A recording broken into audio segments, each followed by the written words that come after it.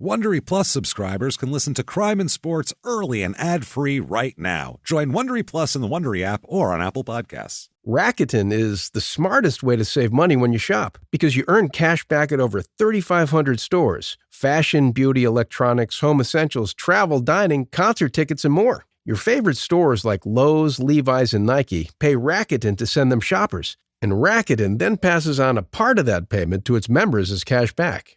You're already shopping at your favorite stores. Why not save while you're doing it? It's a no-brainer. Membership is free and easy to sign up. Get the Rakuten app now and join the 17 million members who are already saving. Cashback rates change daily. See Rakuten.com for details. That's Rakuten. Your cashback really adds up. Your weekly dose of romance and drama has arrived.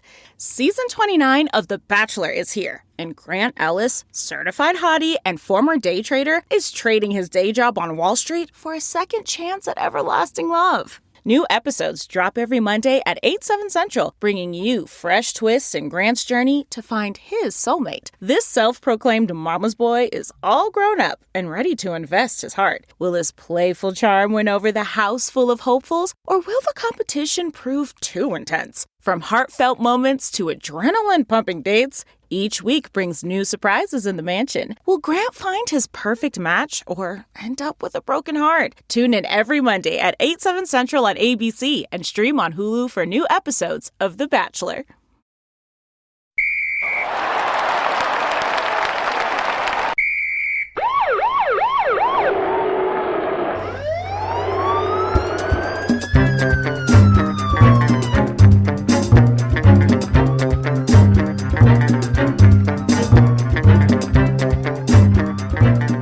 Hello, everybody, and welcome back to Crime and Sports. Yay! Oh, yay indeed, Jimmy. Yay indeed. My name is James Pietragallo. I'm here with my co-host. I'm Jimmie Whisman. Thank you, folks, so much for joining us today on another crazy edition of Crime and Sports. It's been wild lately. Yeah. From Nick Gage to Rashawn Jones is one of the bigger assholes that we have come across. Yeah. Except today, we have an even bigger asshole. Oh, boy. A huge asshole that I can't wait to get to. We play idiot or asshole. This is 100% asshole. Here. All asshole all day. All day long. So we'll get into all of that. Quickly, though, shutupandgivememurder.com is where you get everything. Merchandise, tickets for Small Town Murder live shows. Get those there. 420 virtual live show tickets. That's happening. Get those there. Get it all there. Come hang out with us. Shutupandgivememurder.com. Patreon, you certainly want. Oh, yeah. Patreon.com/crimeinsports. Not too hard to remember. And you get good stuff. If you have $5 a month or more, one cup of coffee. Sacrifice a cup of coffee. This is so much better. You're going to get a couple hundred back episodes immediately and new ones every other week. This time what we're going to do for Crime and Sports, we're going to do the trials and tribulations of Hulk Hogan. That's what we're doing. Okay. It's WrestleMania month. There's been a lot of wrestling stuff we've been talking about. So we'll talk all about. Boys, he had problems. His sex tape and his kid killing somebody and then all sorts of issues with him. He's had the most problems without actually getting in legal trouble of anyone I can think of. And he's just very famous and, from our childhoods was a giant figure. So we're going to talk about him. And then for Small Town Murder, we are going to talk about. We're going to do this again and haven't done it in a couple years. Small town festivals again. We're going to talk about some weird small town festivals. That was a very popular episode, so we want to get back into that. So check all that out and more. That is patreon.com/crimeinsports. And you get a shout out at the end of the show. Hell yeah. Jimmy will royally fuck your name up. So Sure. He will do it, and not on purpose, though. So that said, you know what? Let's get right into this. Let's dig right into the meat of this bad boy, and let's get into it with our asshole of the week here, Trevone Boykin. You remember him? Did he play for the Nuggets? No. He's a football player, so he definitely that was didn't play Earl for the Boykin. Nuggets. You're thinking of Earl, who the played little guy for 10 different teams. No, Trevone was a quarterback for the Seahawks. You remember him at all? No. Big star at TCU. No. Trevone Daquan Boykin is his name. Boykin. Man, is he Daquan. He is a real dickhead, too. He's born August 22nd, 1993. Oh, Jesus. He so is young. 30. So this is a guy who's primed for a part 2 someday. He's got a lot of life left in him, I feel like. Yeah. Whole lot of crime left in him here. 6 foot tall, but 215 pounds. He's a quarterback, like we said. Lots of records, too. He's got all sorts of records. Really? Oh, yeah. Big 12 Offensive Player of the Year, second team All-American. Wow. All sorts of different awards, first team All Big 12, and all sorts of shit. Does Great. very, very well here. We'll talk all about it. His father, his name is Roderick. Roderick Smith is his name. His mother's where the Boykin comes from. Got it. Nikita Boykin. Boykin is her name. And he's got a sister named Michaela as well. So, yeah, he's also got a girlfriend that we'll talk about because he hooks up with her in high school and will remain with him. For what reason, I have no fucking idea because it's horrible here. We'll get into all of that here. Her name is Shabrika Bailey. That's her name. Yeah. So, okay. Now, he went to West Mesquite High School in Mesquite, Texas. Oh. Yeah. So a lot of football players come from Texas. They love their high school football. It's a big state. There's a lot of it's really pushed too. I mean, yeah, football there is a whole different thing that's not everywhere else. I mean, high school football there's more people in the crowd than a lot of college games that take place. And there's so much space. You can have so many different markets and different teams. Tons. And it's a whole world. It's a whole little country there on its own. So he lettered in football and track there. He was a quarterback, and even as a quarterback, he rushed for 1,380 yards with 24 touchdowns in his junior year. Jesus. And he threw for 1,666 yards and 10 touchdowns. Wow. That's all as a junior. He was named district MVP and had an honorable mention All-State, which is hard in Texas. That's high school football's like everything there. As a senior, when he ran for 1,799 yards with 30 touchdowns. You run for 1,700 yards, 30 touchdowns as a quarterback, and you get an honorable mention? And he passed for 2,930 yards and 28 touchdowns with only 11 interceptions. Holy shit. And he's still honorable mention. Yeah, it's hard, man. That's a tough crowd down there. No shit. He also did great in track and field. He did events from the 100 meters. He did the long jump. At the 2010 District 15 4A meet, he was first in the 200-meter dash and third in the long jump. Okay. So doing great there. Also, he was on the relay teams, and he ran the second leg of the 4x100 relay and helped his team earn second place in 2011, I guess. Okay. And he runs a 4.540 as well. Jesus. Which is fast for a quarterback. That's pretty fast. Certainly, yeah. He could run, like if you said to Tom Brady, run as fast as you can, this guy could run circles around him as he ran and still because he's just very fast. So that's pretty fast. It's like a wide receiver type of number. Yeah, it's like DK Metcalf's running. That guy is fucking wow. He's so fast. He was regarded as a 3-star recruit by Rivals.com, and he decided where to go to college pretty quickly. Didn't take a lot. He decided to go to TCU, Texas Christian University. That's where he's going. It was either that or UTEP, which is Texas El Paso. But then he remembered that was in El Paso. So he said, I'm not going there. That town is fucking awful. I'll go to TCU. It is real bad. Yeah, that's not a great place. So he goes to TCU to be a horned frog. Okay. There he is. 2012, TCU, they go 7-6. Okay. They went to, and this is how you know the bowl games have gone too far, they went to the Buffalo Wild Wings Bowl. Oh, no. The prestigious. Think about the honor and the pageantry that comes along with the Wild Wings Bowl when they present the winner with the big bowl of honey teriyaki at the end. And garlic parmesan. Oh, it's amazing. That is a step up from the Roundup Bowl.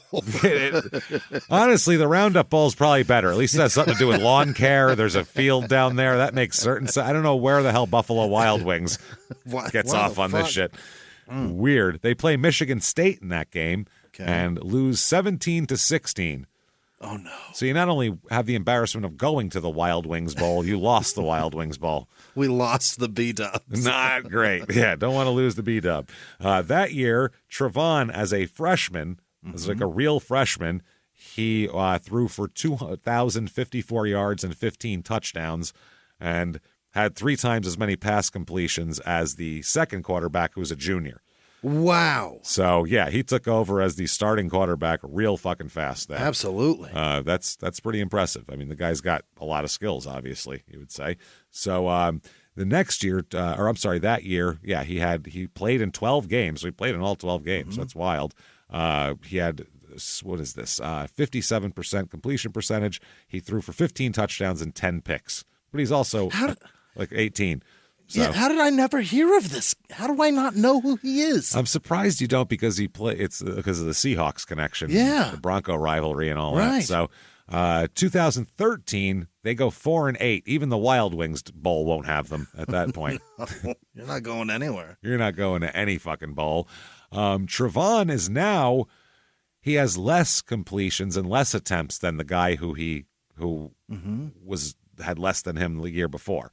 Okay, Casey Patchell, he's a senior. He ends up looks like the starter most of the time here. Fuck is that? Never heard. He didn't go to the NFL. There's no NFL Wow. badge next to him on here, so he never played in the NFL. Just one of those college guys, Wow. Probably played in the CFL or some shit. So Shit. that year, Trevone he had a 59% completion percentage, but he played in all 12 games. So I don't know if they had him doing other shit because he's fast. Yeah. Here, but 7 touchdowns, 7 picks. So no. not the best here. And he had 105 rushing attempts for 313 yards. So no. Not great. 2014, TCU goes 12-1. Is that right? They go from 4-8 to 12-1 that year, How which the is fuck did they get? What'd they get? fucking impressive. Did they get cleats that year? They got helmets now. Now with helmets. Now before we gathered everybody up. We said meet on Saturdays and we're going to play. We decided that we should practice during the week now. It changed everything. Really did. Everybody head on over to Amarillo. Yeah, no shit. Did they get a bus and cleats and uniforms and everything this year? How do you go from 4-8 to 12? That's incredible. Like Major League. We got uniforms and everything. It's really great.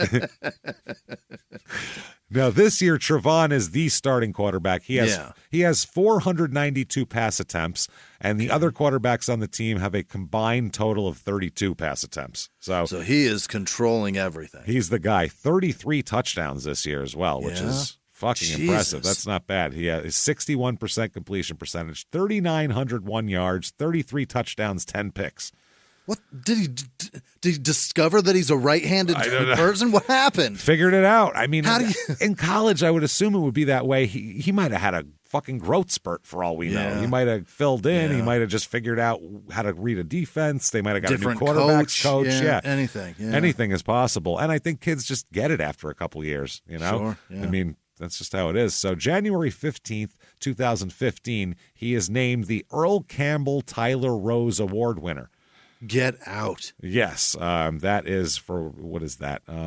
It's named for Earl Campbell, obviously, and also his sons Christian and Tyler presented the trophy. So I don't know where Tyler Rose. I don't know how that happens, but Tyler that's got to be the son, right? it's his son's name, but I don't know if that's why it's named for that. I'm not sure. They name him Tyler Rose. Tyler, Jesus. maybe. So they get him up there and.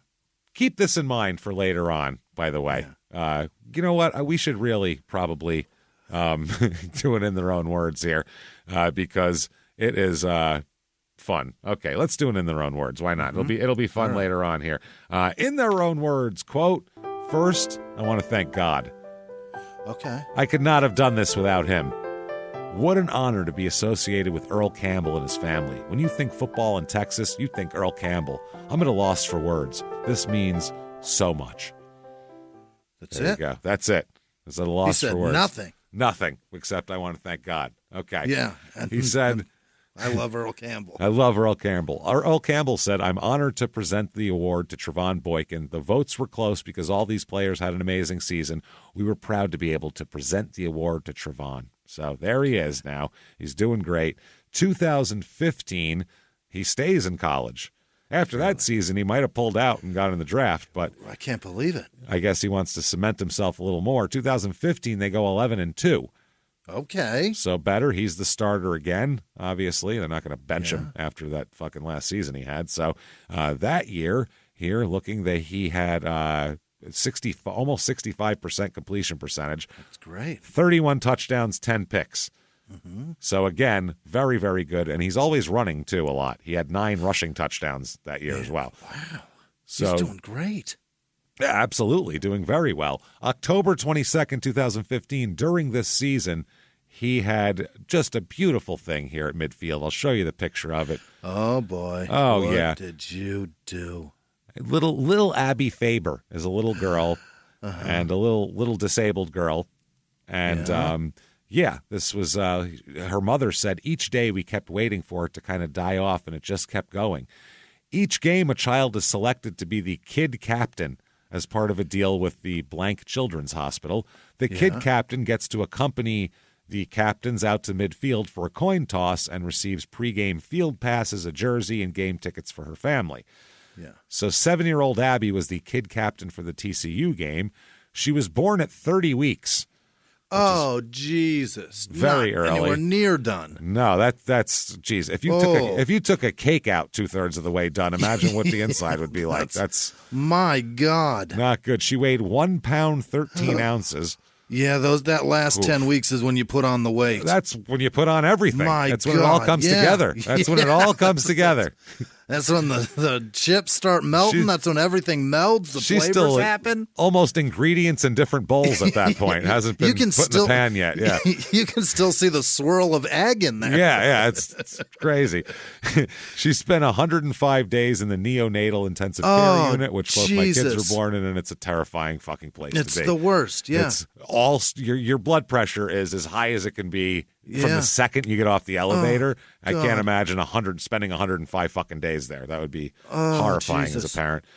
Before her 3rd birthday, she was diagnosed with spastic diplegia cerebral palsy, as well as if things weren't bad enough for this fucking poor kid. Oh boy! Here she is in a wheelchair at midfield. Oh, this poor thing, Abby. With Trevone coming up and. Talking to her. He's got his hand on the wheelchair there. He's shaking her hand. He looks like he actually, he cares. Yeah, he cares. Well, he even says, this is his own Instagram post. He said, "It's bigger than a game I love, touching young people's lives." Thank fuck he put lives on there, because it would have been worse if he said, "The game I love, touching young people." Because if you can take out of context just "I love touching young people." That is in there. The phrase "I love touching young people" is uninterrupted in there. I would, even if I was speaking to a press member, I would make sure not to say those words together, just in case that got cut out and someone just cut to you going, "I love touching young people." It's not good. Yeah, and young people are 2 words that people put together in place of kids so that they don't feel creepy. So it doesn't feel creepy. Yeah, I love touching kids' lives. Sounds weird. Yeah. Then he did hashtag God is big enough. Big enough. Big enough. He doesn't need to get bigger. Yeah. Now, Abby uses a walker a lot of the times, but for long distances, like walking out to midfield at fucking Iowa State University's field. Yeah, I'm sure that's a big one. It's a long way there, so she needed a wheelchair there, where she met the Iowa State linebacker and captain, and Boykin came over and hung out with her too, actually. And they called it a touching moment captured by the Fort Worth Star-Telegram photographer Paul Mosley. And it's just beautiful. The pictures, there's a YouTube video of the moment, and there's an interview with Boykin afterwards about how happy he is to be able to be nice to the kids and all that. The mom, Jenny, said she kind of knows she's famous. She knows that the picture is out there and people are talking about it, but I'm sure she doesn't grasp fully what viral means and how big of a story it's become.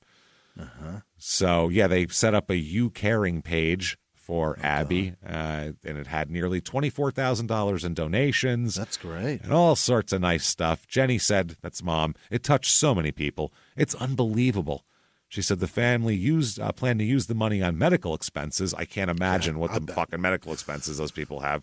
Oh, it's already spent. It's medical expenses from 10 procedures ago. They're just millions of dollars in debt. Yeah, they're never going to get out of debt ever. This kid, their credit is ruined. That's so tough, man. As well as they need vision therapy for Abby too, because she's having oh my God, this poor thing. Eye trouble. She said they haven't heard from Boykin since the game, but they'd like to thank him. She said, "We have plans to send him a personal thank you note and kind of reach out to him that way. It would be nice. It would be nice to hear from him." Well, he did that shit in front of the cameras. Now the cameras aren't on anymore. I wouldn't do that. We're going to say absolute fucking brick wall of a Grace right here. Grace. What did he do to fuck this up? Oh, my God. For the rest of this story, we've gotten through most of the sports that we're going to talk about at this point. Oh, Jesus. The rest of the story, I don't know how long it'll be. I don't care how short it'll be. I don't really give a fuck because this story is wild. This guy's an asshole. Hard Grace. Okay. He has it all at the palm of his... He's a sweetheart of a man. Gonna be winning. Ready to go to the NFL. He's a winner. Him at midfield with a little fucking wheelchair girl that he's shaking her hand. And, I like this kid. They're thanking him publicly. God is big enough. He's got it all to piss away right now. This is the peak of Grace right here. Yeah. Couldn't get any better. Well, it gets worse. I'll tell you that much. Oh, boy. He didn't play in the bowl game this year, the Alamo Bowl game. Well, because he was suspended. Oh, for what? It was a New Year's Day game, and on New Year's Eve, he got in a bit of a kerfluffle here. A little jammed up? What did he do? Well, he's arrested and charged with a felony here, middle of the night in San Antonio. Oh, God. After fighting at a bar, and then once he got kicked out and the cops started to come, he then allegedly punched a bicycle officer. Oh, boy. Punched him off his bike. That's not good. Yeah. Formally charged with assaulting a public servant, a third-degree felony, and posted a bond and was released, but they were playing Oregon a couple days later in the Alamo Bowl. Right. That's why he's in San Antonio. Yep, that's why he's there to begin with. Oh, boy. TCU coach Gary Patterson issued a statement and said, quote, Trevone Boykin and Preston Miller have been suspended for Saturday's game due to a violation of team rules. Well, team rules are don't punch cops off their bicycles.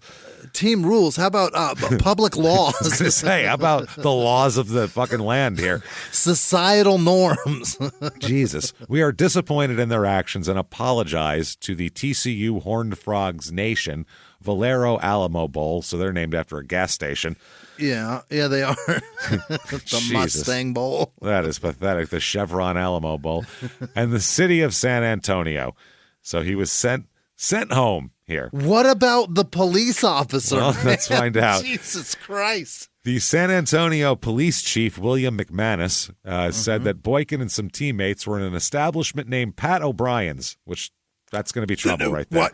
Never go anywhere named after that fucking hellhound. That just says you're going to go in here and people will drink till they throw up where they stand. That's a Pat O'Brien's, right? Does that tell you that? Yeah. And Pat O'Brien, who was on, what was it, Inside that man's a fucking nightmare. Or whatever, yeah. Whatever he was on. There was tapes of him trying to fuck a hooker from across a party he was at with her. Yeah, he's like Marv Albert light, basically. Yes. Tell Less her, violent Marv Albert. Get some coke and hire another hooker. Like, what is going on? And then when he does, he says yes, and then he's like, "Damn it, no, that's not mine. You didn't hear me say that." Let's go to my bar. Shit, Pat O'Brien's. I don't know if he owns that bar or if it's probably his name, not. or if that's just an Irish name. It's a just name some for a Irish bar. guy. Pat O'Brien's, and, Irish bric-a-brac bullshit on the walls, and some fucking and a Mexican dude green. working there, or whatever the fuck, not an Italian guy behind the counter. Go, what do you want? Mexican guy making fucking shepherd's pie. There's an Irish bar. There's an Irish bar around here that has a big sign that says how good their quesadillas are, and I'm like, that's.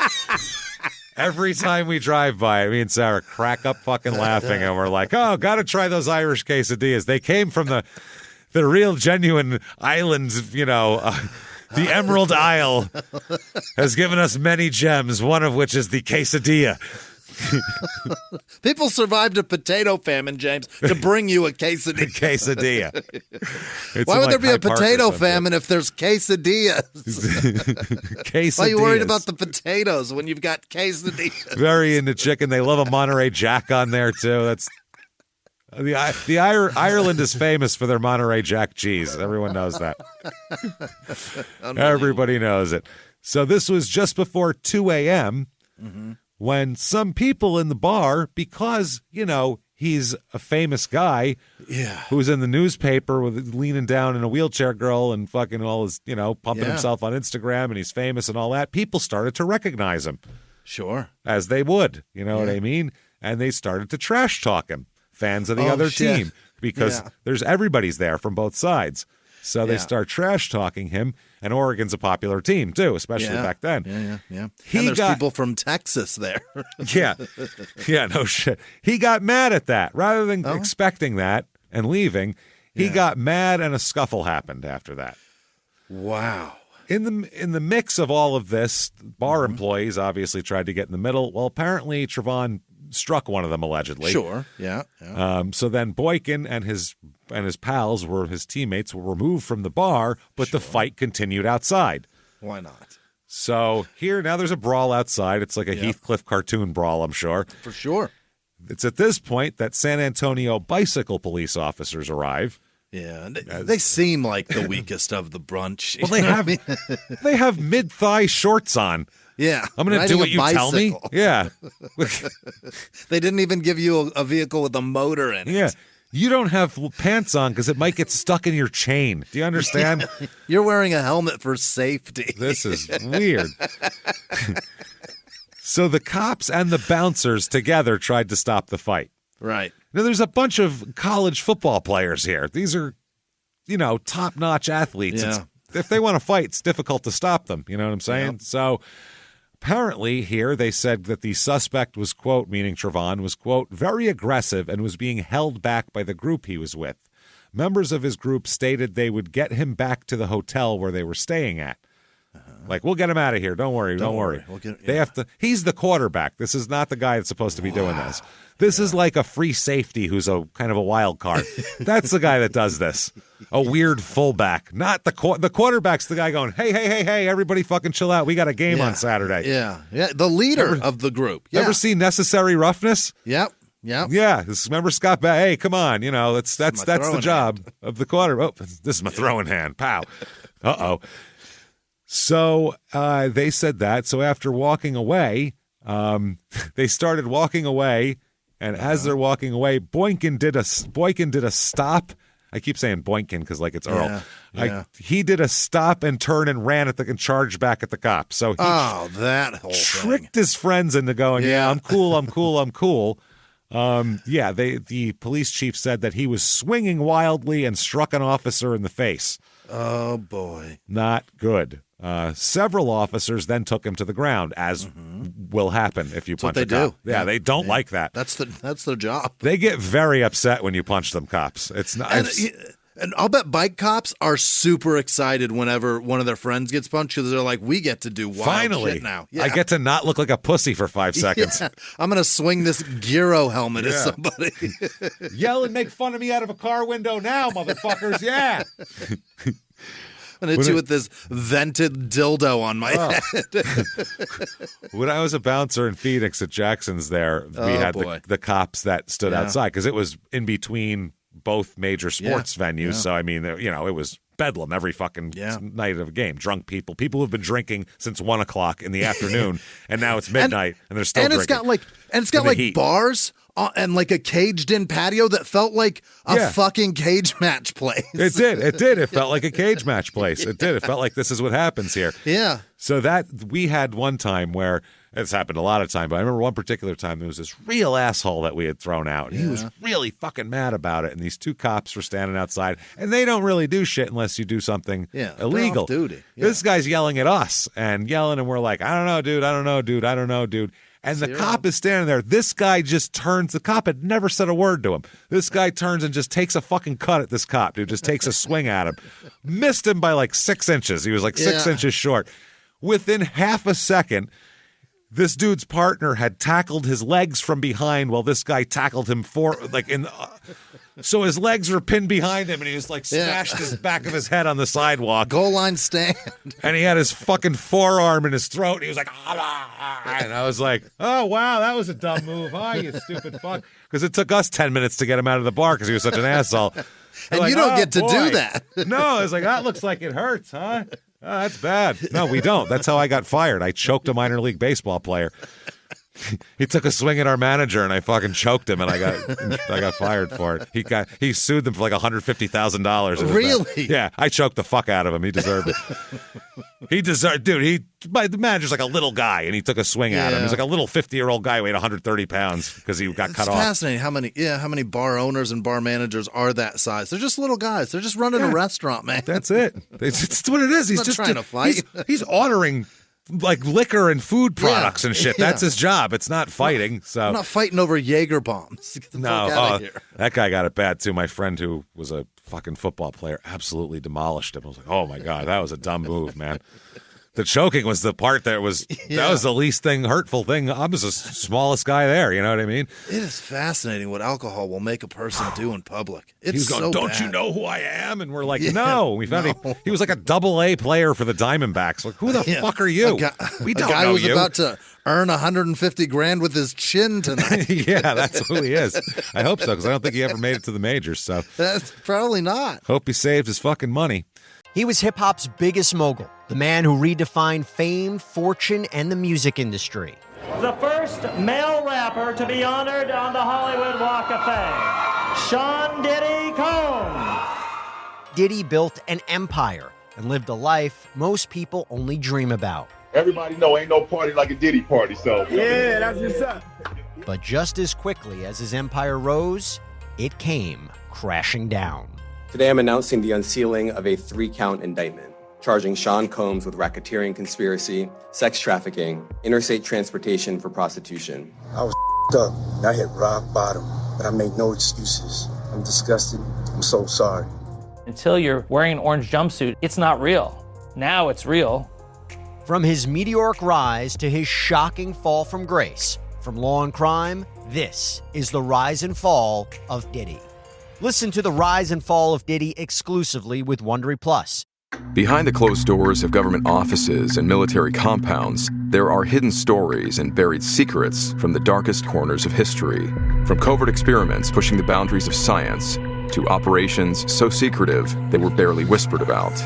Each week, on Redacted, Declassified Mysteries, we pull back the curtain on these hidden histories. 100% true and verifiable stories that expose the shadowy underbelly of power. Consider Operation Paperclip, where former Nazi scientists were brought to America after World War II, not as prisoners, but as assets to advance U.S. intelligence during the Cold War.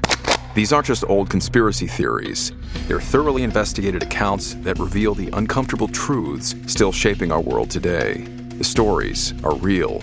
The secrets are shocking. Follow Redacted, Declassified Mysteries on the Wondery app or wherever you get your podcasts. You can listen to Redacted early and ad-free right now on Wondery Plus.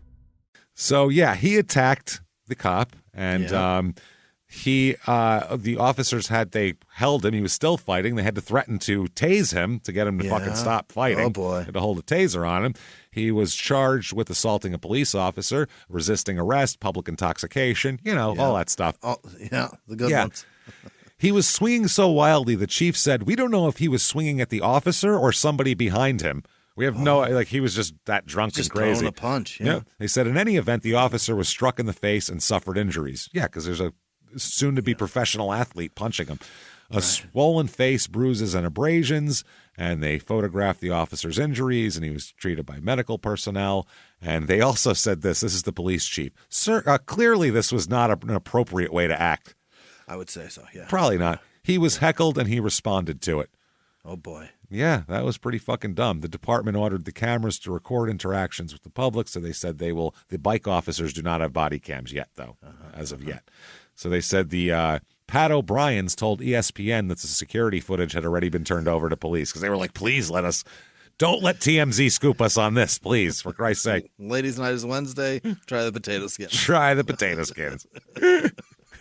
Try the quesadillas. They're very Irish. They're outrageous. Love them. You are going to love them. The problem also is that not only was it against team rules to get arrested for punching cops, it's also against team rules they had a midnight curfew, these guys. He should have been in bed. They went in, the coaches did the bed check on him, everybody's here, okay, good. Then they snuck out, these assholes. Assholes. And because Pat O'Brien's is only 3 blocks from the team hotel. Yeah, Google closest bar near me.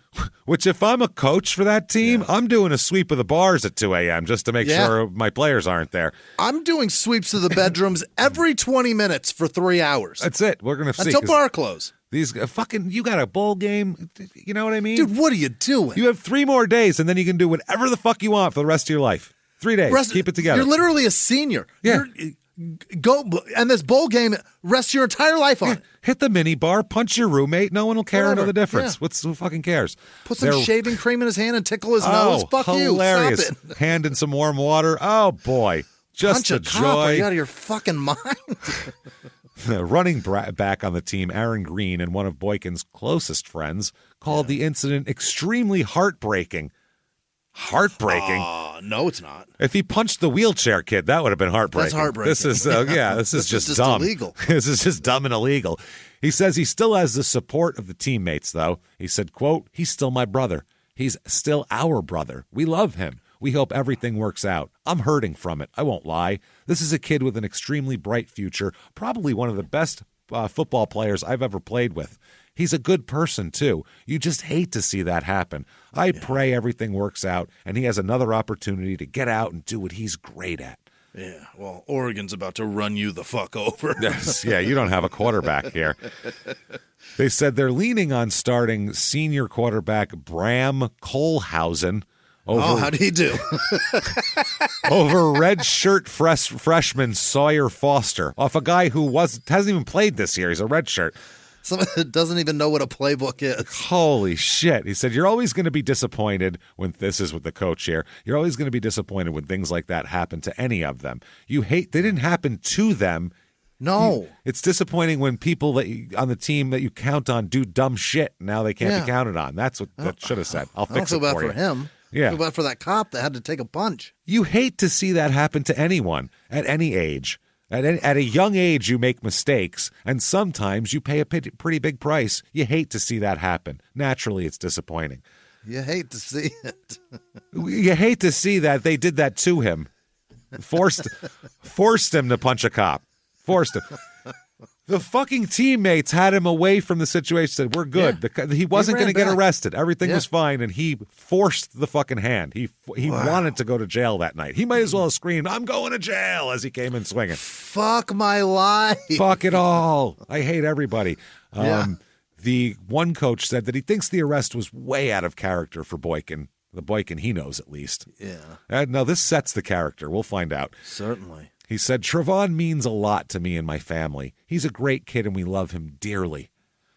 Just dearly. He was a preseason candidate for the Heisman Trophy. Didn't get it, but he was second team All-American anyway. So, resisting arrest, that's not good. Assault with bodily injury, he's charged for those things. A week later, he's very sorry about the whole thing. He's very apologetic. Because this is in Texas where they'll execute your mom for this. Yeah. They'll execute. Do you have like a mentally challenged little brother? They'll put him in the chair. Strap that tart on in there. His brother punched a cop and, more importantly, lost to Oregon in the Alamo Bowl. We ain't taking none of that shit now. Goddamn Pacific Northwest came and infiltrated our state. We had a bunch of girls with hairy armpits and guys that smell funny down here. Let's go. So sit down, son. Pretend it's a roller coaster because y'all are. It's happening. And then they smiled on their Southwest flight back home as Oregon steamrolled us. Kill him. Kill him. God damn it. So. Oh, man. Teammate who was with him, by the way. Yeah. This is the head coach, said we're disappointed in their actions and apologize again. They apologize, obviously. Trevone says this. Man, this is rough. He took to social media to say this. That way it's on his term and no one can ask questions. That's the thing. Unbelievable. You make a statement on social media, you can turn comments off. That's it. Yeah. So cowardly. If you go before, the assembled press of this team, they can go, why'd you do that? Why'd you think you can ask questions and be put on the spot? There's follow-ups and shit. He said, quote, "Words can't describe how sorry I am. Give it a shot. Give it a shot. I truly let down my family, teammates, and the TCU and Fort Worth communities who have supported me so much. I have no excuses for my very poor decision, and I'm embarrassed about it. My teammates are my brothers. There's nothing I wanted to do more than play one last game with my fellow seniors. So he then thanked TCU for the opportunity and said he'd forever be a proud horned frog. And he said the incident was just a momentary lapse of judgment. That's what it was.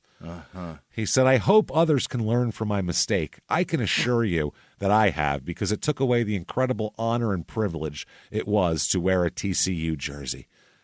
Sir, I imagine they will be using this as an example for years to come. Of dumb shit to say? Yeah. He just said, I'm disappointed I didn't get to play in my bowl game. Not, I shouldn't have fucking punched a cop off a bike. That would have really been the thing to say.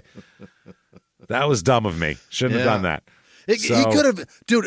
He could have just said, "I'm sorry, I hit a cop. I thought it was a woman," and it's still better than what he did. Yeah, I thought it was my girlfriend. That would have fucking in Texas. They would have went understood. We get it. We get it. She got mouthy. I get it.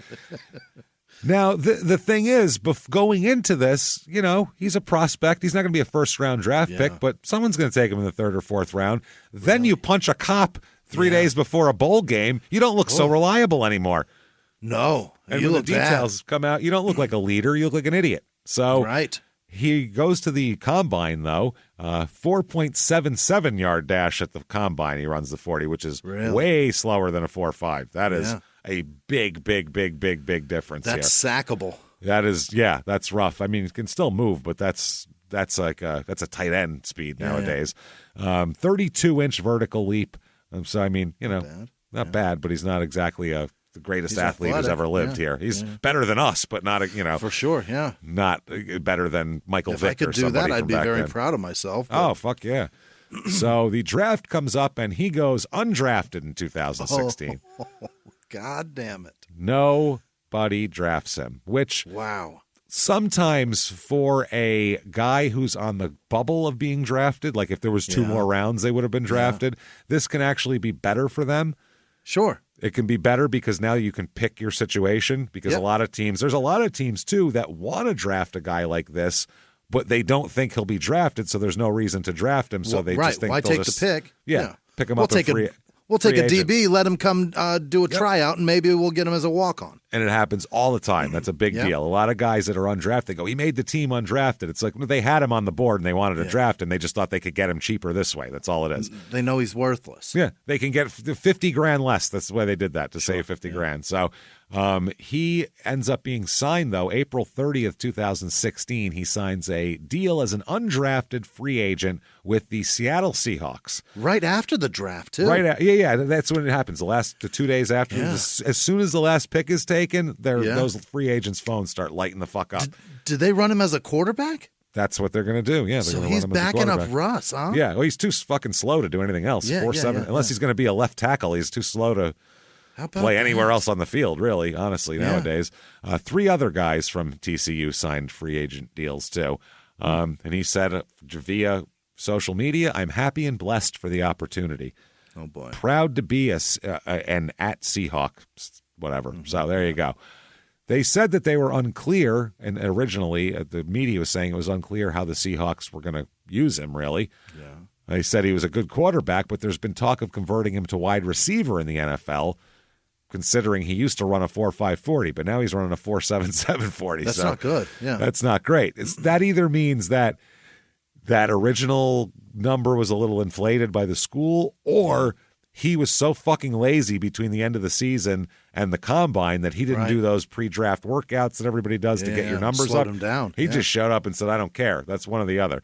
So either way, in college, he had caught 28 career passes for a touchdown and 257 yards. So he's got to compete with like Russell Wilson when he was good back then. Yeah. That's the thing here. 8 years ago, Russ. Yeah, 8 years ago, Russell Wilson. So Boykin here, he completed his last numbers at TCU were program records in passing yards, passing attempts, pass completions, and touchdown passes. Guy's got records. All of TCU's records. So wow. They are talking about his size and accuracy as a passer, so that's why they were talking maybe he was going to be a 6th, 7th round draft pick, and then because he's only 6 feet tall, which You want your quarterbacks ideally to be 6'3", 6'4", 6'5", so they can see over the line a little bit, unless they're really great. But they said that the arrest drove him off people's draft boards into free agent territory here. So his signing bonus from the Seahawks.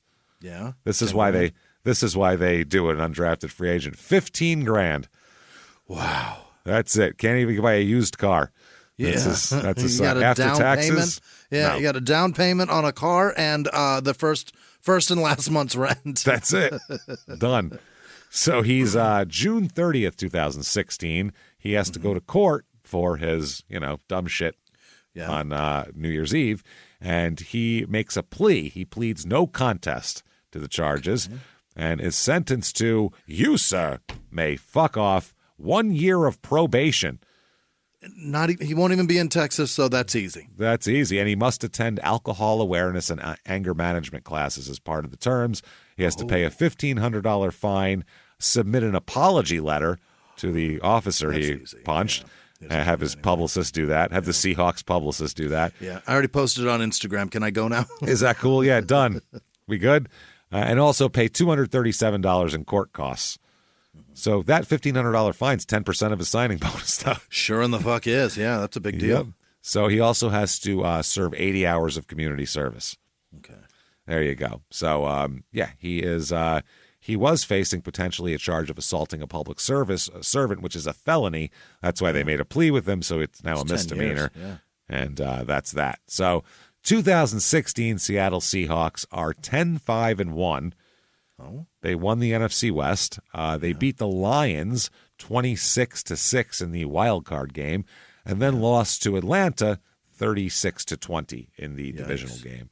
So that was that. And then they went on to, that was when they got beat. The ugly one. The big comeback. The one where we were in the studio and didn't watch a second of it. Yeah, we were recording podcasts. Hating every update that anybody sent me. Yeah, God damn it.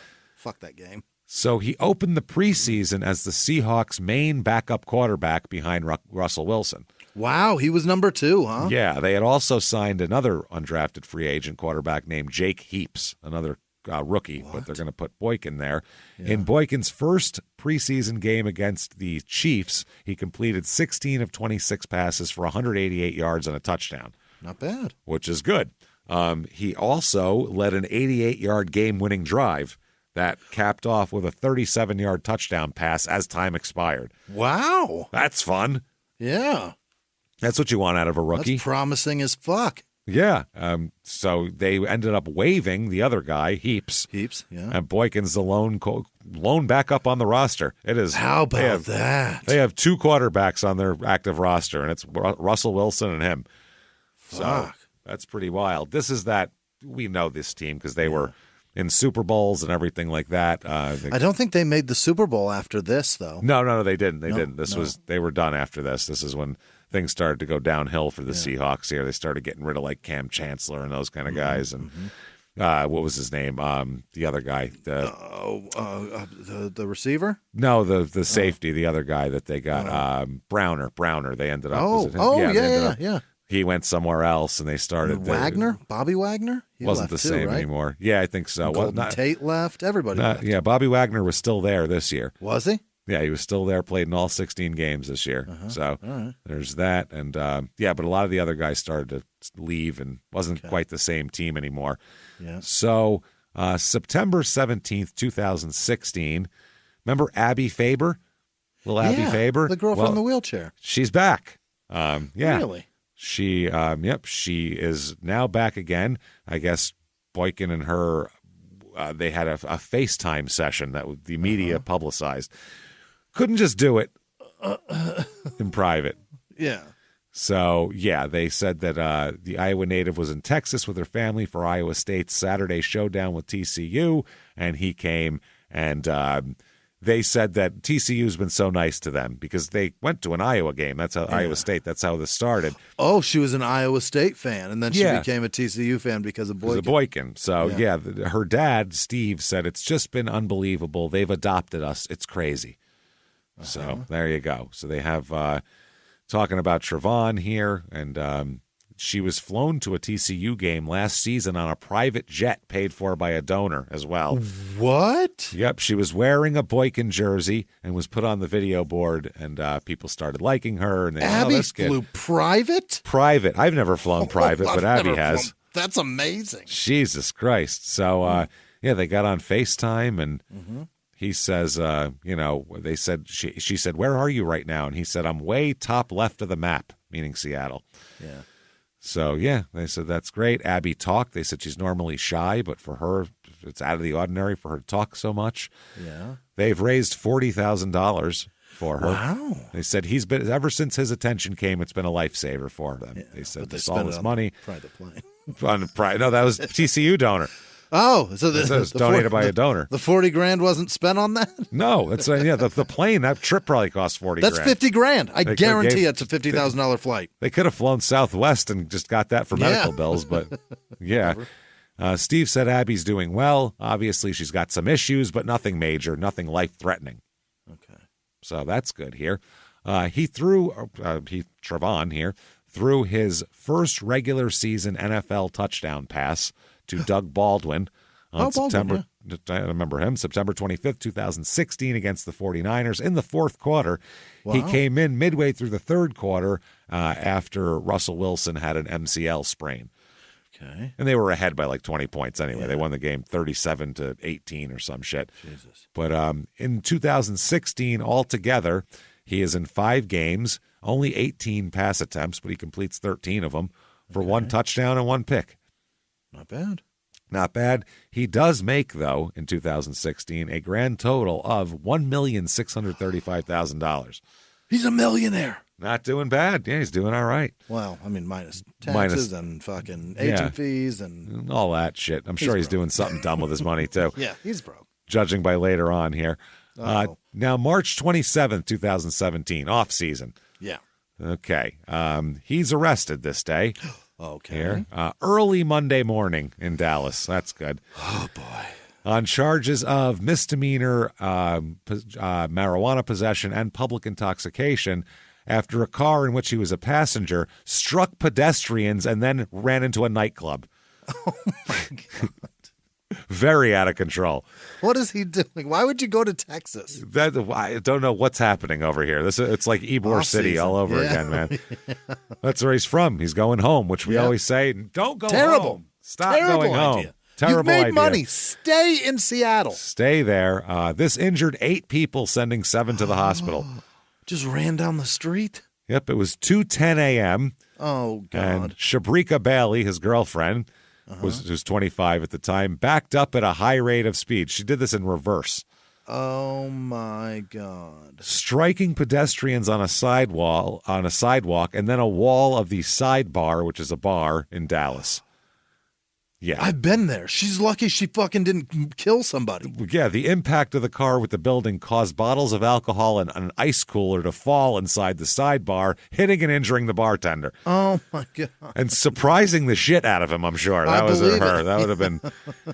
Wow. So Bailey, the girlfriend, was charged with 2 counts of intoxication, assault with a vehicle, and serious bodily injury, a felony 3 charge.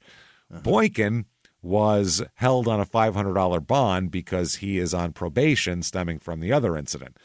So apparently, once he got out of the car, now he's publicly intoxicated. Right. And now he's violating his probation. Uh-oh. So, and in Texas. God damn it. Yeah, and in Texas. So the Seahawks, this is great statement.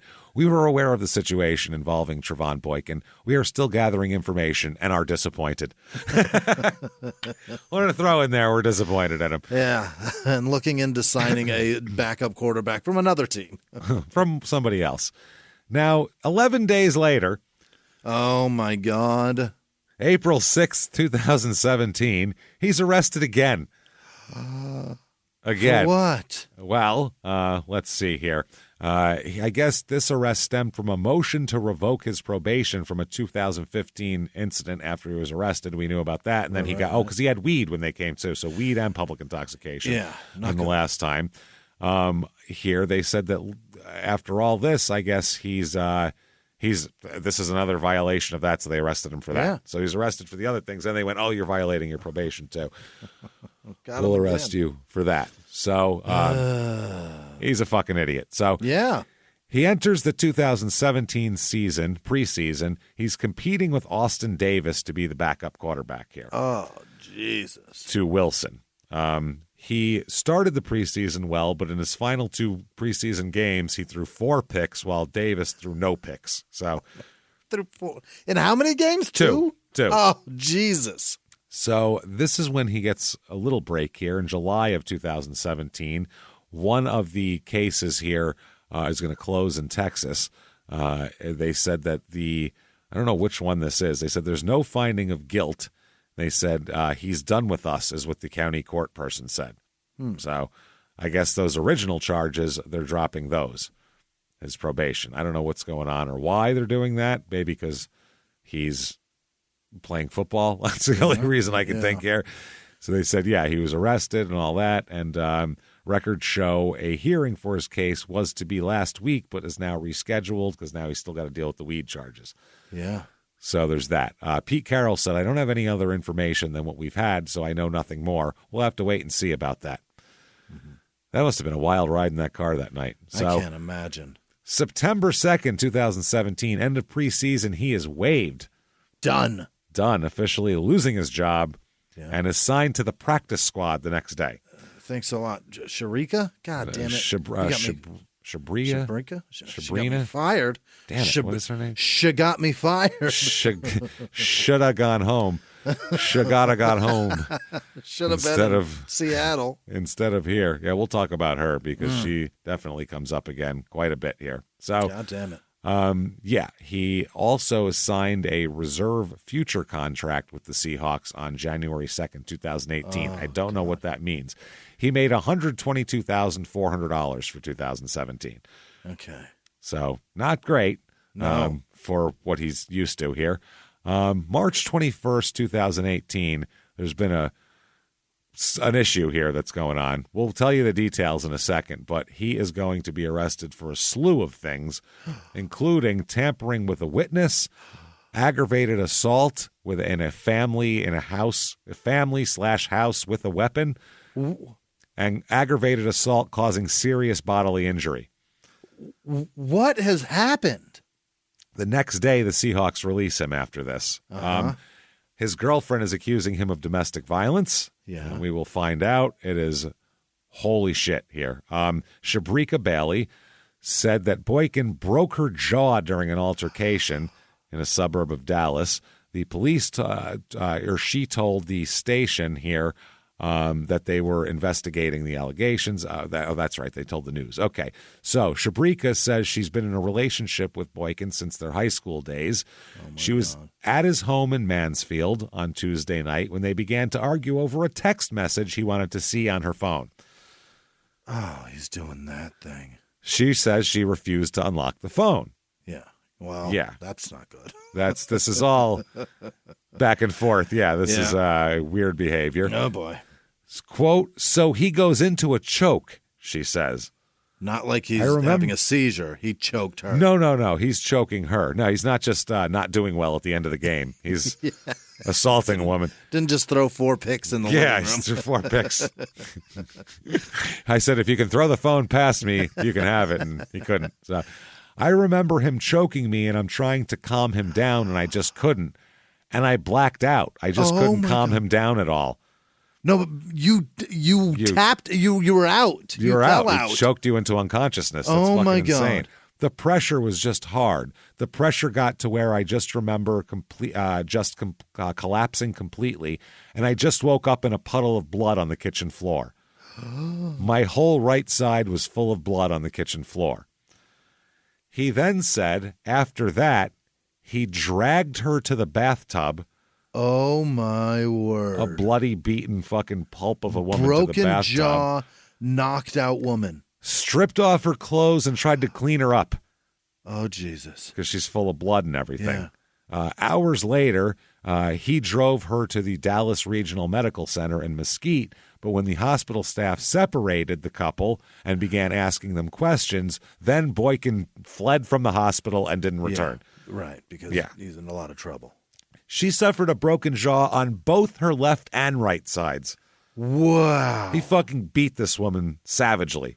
1-2'd her face more than once. Holy shit. Then because she was having a difficulty breathing from a swollen and constricted airway at the hospital, she was airlifted to Parkland Memorial Hospital in Dallas, and then she was released 3 days later.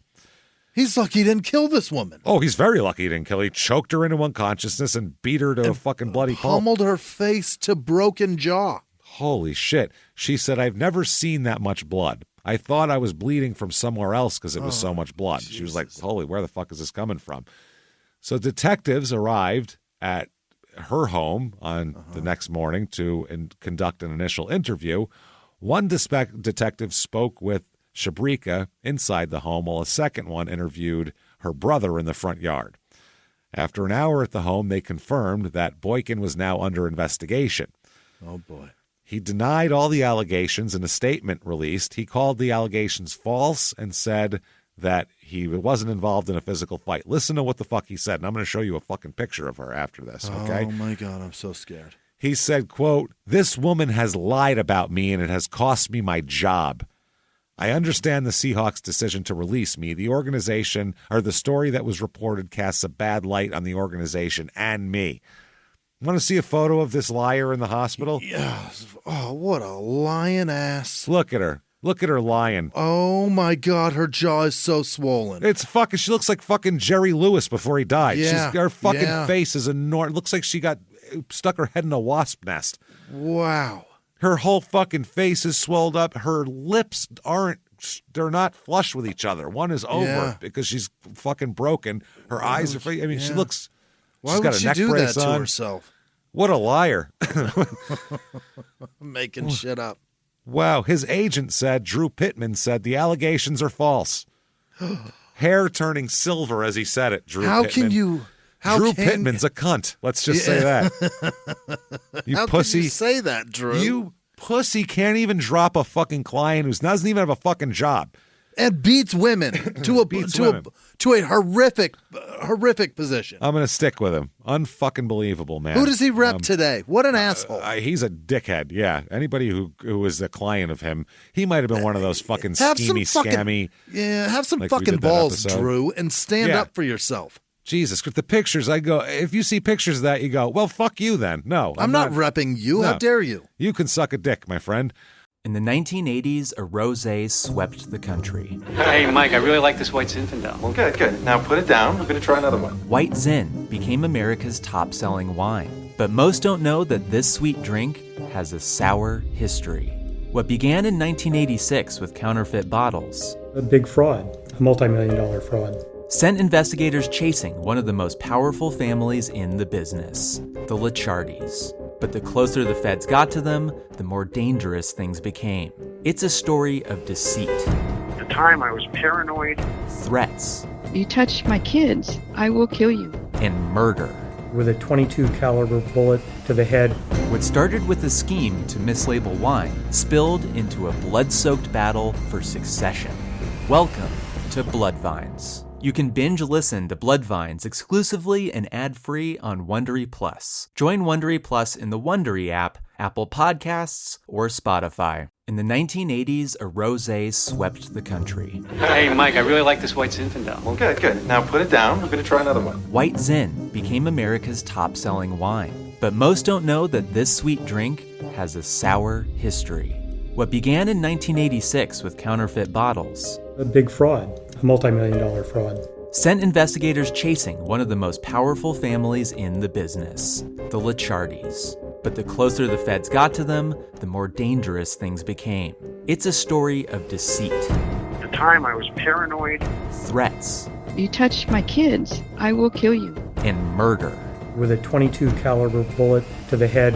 What started with a scheme to mislabel wine spilled into a blood-soaked battle for succession. Welcome to Bloodvines. You can binge listen to Bloodvines exclusively and ad-free on Wondery Plus. Join Wondery Plus in the Wondery app, Apple Podcasts, or Spotify. A few miles from the glass spires of Midtown Atlanta lies the South River Forest. In 2021 and 2022, the woods became a home to activists from all over the country who who gathered to stop the nearby construction of a massive new police training facility, nicknamed Cop City. At approximately 9 o'clock this morning, as law enforcement was moving through various sectors of the property, an individual, without warning, shot a Georgia State Patrol trooper. This is We Came to the Forest, a story about resistance. The abolitionist mission isn't done until every prison is empty and shut down. Love and fellowship. It was probably the happiest I've ever been in my life. And the lengths we'll go to protect the things we hold closest to our hearts. Follow We Came to the Forest on the Wondery app or wherever you get your podcasts. You can binge all episodes of We Came to the Forest early and ad-free right now by joining Wondery Plus. Yeah. He told the press that Boykin caused the crash when she crashed into the fucking 8 people on the sidewalk. Yeah. She said because he attacked her while she was driving. That's what caused that. Because you're thinking, how does this happen? Yeah. Yeah, it was in reverse, So and he attacked her. And she just put her foot on the gas pedal, and it fucking shot backwards. Wow. Yep. She said, quote, he leaned over, attacked me, and choked me unconscious, which made the car go into reverse, made the car go into drive to reverse. I guess because it's got knocked into reverse. Batted up. The newspaper asked her, why didn't you say that a year ago when it happened? Well, the man choked me in public. What? I was scared, you idiot. And then said, bitch, I got to pay the bills, so you better not say anything. My God. Congratulations on never seeing a woman get beaten in your home, sir. Fuck, man. Shit. She said, kind of I was. Question? It is a question that a member of the media has to ask, if otherwise they look like they're biased to one person or maybe the other. You ask, lead her a little bit. I don't know. You're looking for the truth, basically. Yeah, and if someone's going to go to the media and talk, then I guess you can ask them for the truth. I guess that's fair. But I think you can guess that maybe she was fucking scared. Well, she said, quote, I was scared. There you go. I was just scared, terrified of everything. Yeah. That's that. He choked me while I was behind the wheel of a car. What else is he capable of? She said she covered for him, called it an accident because he asked her to, because otherwise it would fuck up his career, and he actually was trying to get back from the practice squad onto a fucking team here. So, now she said after he broke her jaw in multiple places, he asked her to cover again. Mm-hmm. She says, quote, his first suggestion was to say that I fell. That is what a fucking off a building. Off of what? Yeah, the roof. I was on the fucking roof. I was taking down these Christmas lights, doing some reshingling, and I fucking took a tumble. What are we talking about here? I was changing the capacitor in our air conditioner at 2:00 in the morning, adjusting the satellite dish. What were you doing? Direct TV wasn't coming in. It was all kept saying no signal. Couldn't take it. Then, this is amazing. Then he suggested that I say I got beat up by a girl or jumped. Yeah, by somebody equivalent. Yeah, because there's a lot of chicks out there just walking the street who aren't like pro MMA fighters that can break your fucking jaw in 2 places. Yeah, I crossed Ronda Rousey. Yeah, because I really pissed her off good. Christy Martin was hanging out outside. What are we talking about? I called Christy Martin a cunt. Yeah. That's on me. Jesus. Some blonde chick named Brooke did this to me. What are we talking? No. Yeah, it didn't happen. A guy did this. Yeah. Or got jumped. Then he suggested that I fell again. Or you could just say you fell. Just do that. Yeah.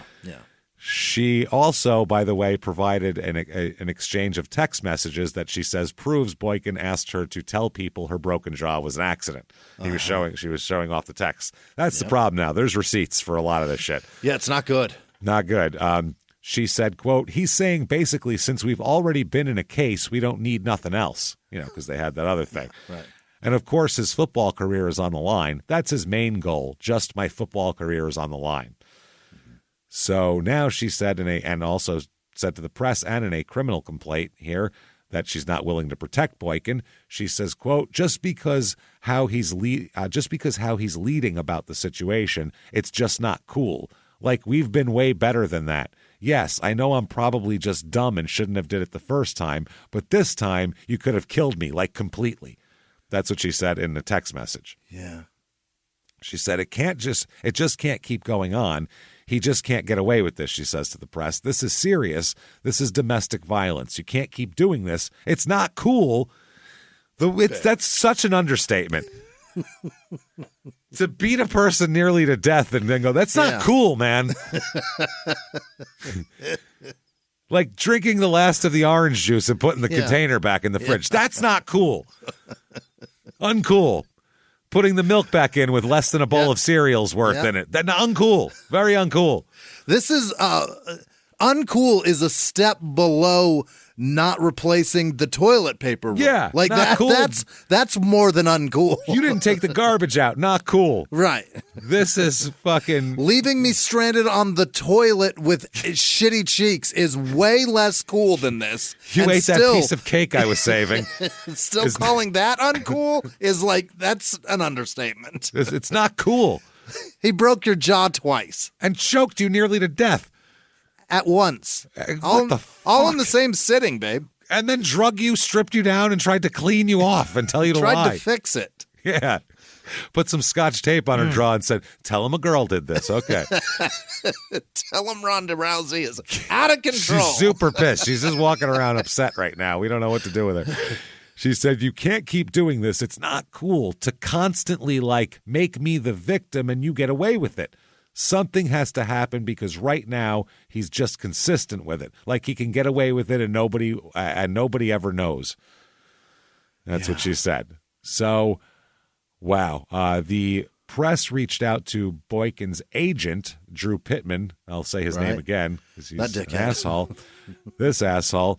And he said that prior to Bailey going public, he had told us the info on Trevone, as I'm sure you have heard, was false. He's not involved in any situation. They just gave him the same fucking thing here. Drew. So they're investigating him. He is in. Oh, man. He's in a lot of shit. He's in a lot of shit. Now they're doing an investigation. They're searching his home for blood evidence. They're doing crime scene shit to his house. This isn't he said, she said anymore. You got luminol in your house. They're going to luminol that kitchen floor, and if there's a blood puddle and a drag fucking stream straight going to the goddamn bathroom, shit doesn't look good for him. So if I'm him, I'm sitting in my house right now upset and fucking investing in bleach because he's got a lot of fucking problems. And he's scrambling. He's trying. He's looking up he's checking online if there's any NFL job postings. Anybody looking for a quarterback? No. Do they post on monster.com, Drew? God damn it. No, they don't. Shit. Fuck. What is this? Craigslist? Do you list that on there? Open tryouts. And it's at that moment when there's a knock on the door. He thinks it's the police. He's very upset. He's like, oh, fuck, they're here. What do I do? Yeah. Luckily for him, well, maybe unluckily, it's not the police. Yeah. Instead, it's Dexter Manley. Oh, boy. Interior designer from New York City. And he says...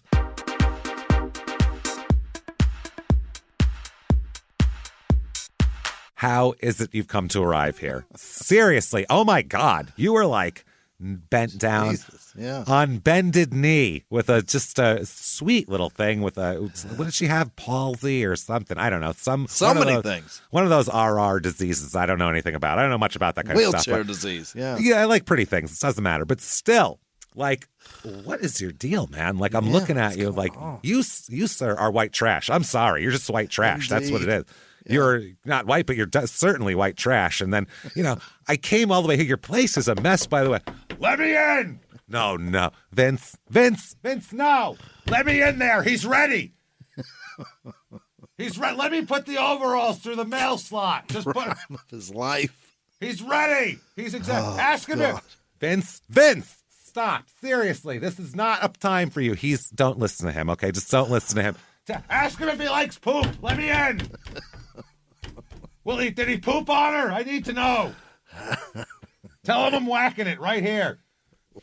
Is his shirt off? We can both do it. I'm sorry. I'm going to get him out of here right now. But you're seriously white trash to the max. Stop being that way. And I have to go now. Fix it up.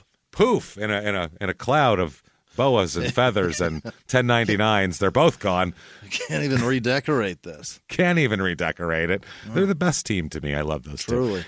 two. So March 30th, 2018. Here we go. Court documents obtained by the media find that police here found evidence of blood in Trevone's house. Yeah. And it was, quote, obvious the crime scene had been cleaned.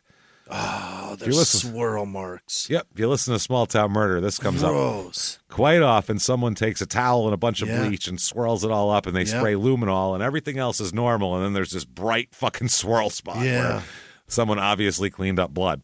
Oh, boy. So the affidavits here from the search warrants really are not good. The arrest warrant affidavit indicates there is video evidence of the assault from inside the home. He's got cameras in his fucking house. He's Aaron Hernandez. They saw the videotape. I'm going to do very illegal shit on video in my own house and tape it. And there's no way to get it's in the cloud. Like, can't get rid of it. How important are you that the inside of your home needs to be video monitored?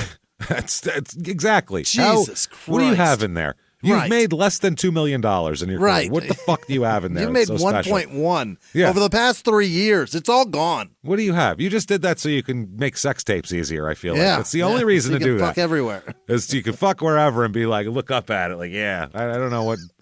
It's the only fucking, only attractive thing about that, I guess. So anyway, they're in his house. They're looking at it. They say that the indicates video evidence. In the document, police say they could see Bailey and Boykin arguing. And the police sergeant tells the media, basically, detectives were able to confirm the assault occurred after reviewing the video. Because he started fucking choking her out, probably. So he's arrested at his home under the charges, like we said before, of aggravated assault with serious bodily injury, a second-degree felony punishable by 2 to 20 years in prison. Yeah. You can't do that. You can punch a cop, but you can't do this. I'll tell you that much. She said they were arguing over a text message on her phone. Bailey, she said, threw a purse at Boykin, and he threw it back at her, hitting her in the back, which is whatever. It's she's throwing a purse, he throws it back. Then Boykin grabbed her allegedly by the back of by the neck area. And then they both moved out of camera view. So that's what they saw. Her like a cat. They saw that and were like, well, we can put 2 and 2 together of what happened afterwards. Yeah. Even if you don't have it on camera, you have how often would you ever have the beginnings of it at least, you know? And then an hour later, 2 hours later, she's in the hospital. Looking like she got fucking DirecTV wouldn't work. Can you imagine he grabs her by the and then suckers her? What a fucking cheap ass move. Even shitty NFL quarterbacks have really strong hands. Yeah. They got to hold that ball. Footballs are huge. Grip a fucking football in the cold and be able to whip that shit in your hand it's strong. It's a vice grip. So good Lord. That's wild. So eventually he returns back into the view of the camera. And the affidavit says, quote, it appears Shabrika is backed up against the dresser and Boykin is seen drawing his right arm back in a punching motion with a closed fist. He's fucking pummeling her. Oh, my. Oh, man. Affidavit also notes that while Bailey wasn't on camera, she said there was no one else at home at the time, and they said there was no holes punched in the wall. So he's accurate.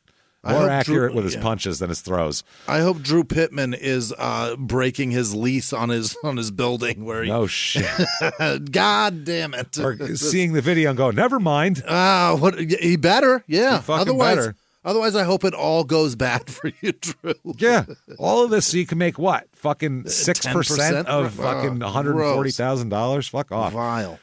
So, wow. In the arrest warrant, again, it says that about an hour later, the video shows Boykin dragging her by her ankle into the kitchen. Oh, my. Like Quagmire drags an unconscious woman on Family Guy. Literally.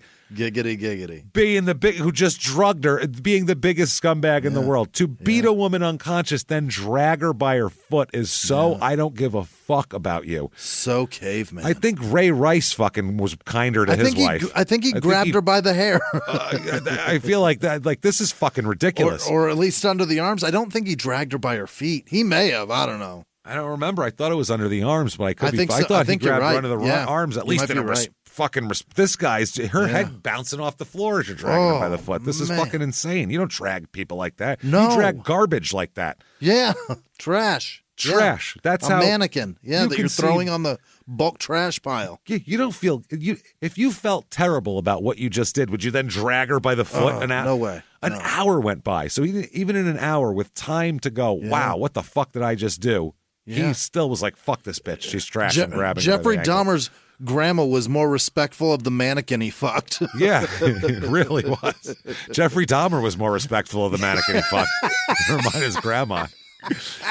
Jeffrey Dahmer was more respectful of the guys he killed than this. He was fucking nice up until the point he killed him. So this is fucked up. That they see that, and police saw blood on the carpet and in the kitchen. Like I said, drag marks. Multiple locations. They just did this like she investigated like she was dead, even though she's not dead, and that's what you get. So, wow.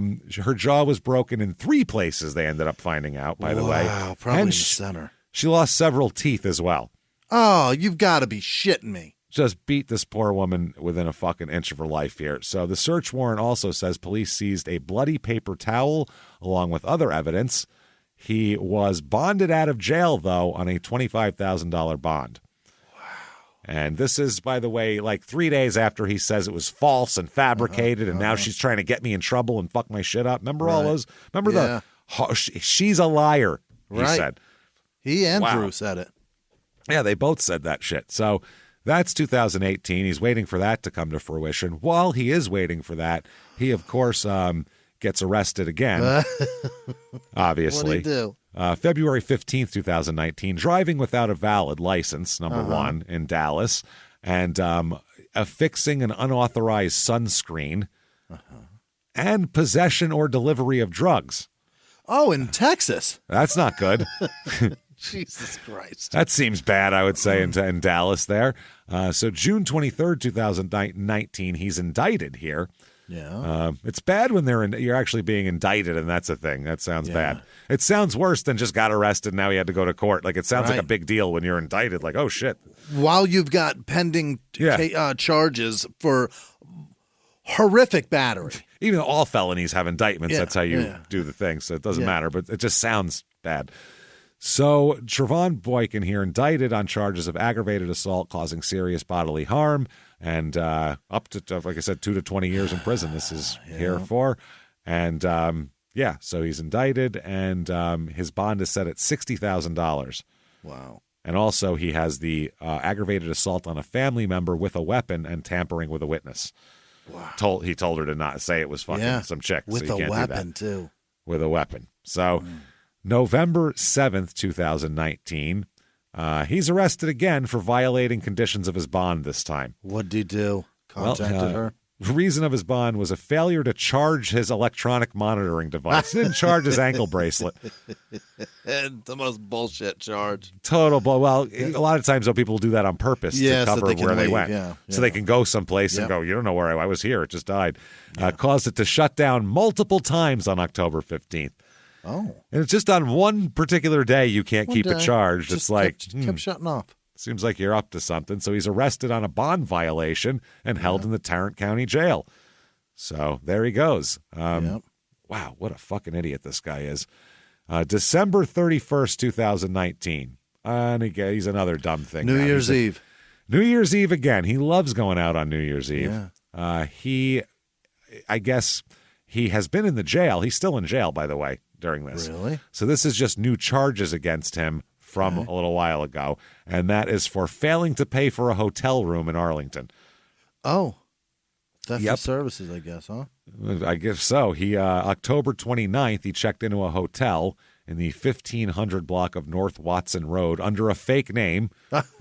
He wasn't planning on paying for this. He didn't forget. No.